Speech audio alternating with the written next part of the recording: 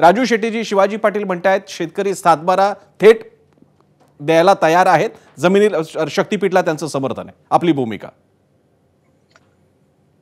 संभाव्य शक्तीपीठ महामार्ग जो आहे त्या महामार्गामध्ये ना गडिंग्लज येतं, ना चंदगड येतं, ना आजरा तालुक्याचा शिवाजी पाटलांचा मतदारसंघ येतो. तो बुदरगडच्या बाजूनं गोव्याच्या दिशेने जातो. मुळामध्ये शिवाजी पाटलांची मागणी अशी आहे की त्यांच्या मतदारसंघातून तो रस्ता जावा आणि त्यासाठी त्यांनी सातबारा घेऊन शेतकऱ्यांना बोलावलेलं होतं. त्याची संख्या 300 400च्या वर काही गेलेलं नाही. ठीक आहे, 5-50 हजार शेतकरी जर आले असतील तर मला वाटतं की त्यांनी सातबारे जमा केले असतील. मग निवडणुकीनंतर जसं मतमोजणी करतो तसं सातबारा मोजायला काय हरकत नाही, एकदा मोजून बघावं किती आकडा आहे तो.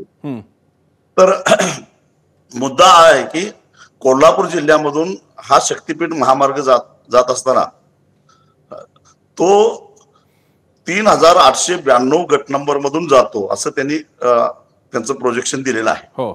आणि 5200 एकर जमीन त्याला लागणार आहे. त्यापैकी किती लोक चंदगडच्या मोर्चा गडिंग्लजच्या मोर्चामध्ये होते बरं, आणि आमच्या शेतातून हा रस्ता करा हे जे म्हणत होते ती जी मागणी आहे बरं, ही मागणी म्हणजे मुख्यमंत्र्यांना खुश करायचं, अजून काहीतरी पदरात पडते का बघ. त्यांनाही माहित आहे की इकडून तो रस्ता येणार नाही, कारण चंदगडमध्ये तो रस्ता न्यायचा म्हटला बरं, तर कर्नाटकातून रस्ता काढावा लागेल. बरं, हा रस्ता महाराष्ट्राचा आहे. बरं. आणि महाराष्ट्राच्या राजू शेट्टीने अगदी मुद्द्यावर बोट ठेवलेला आहे.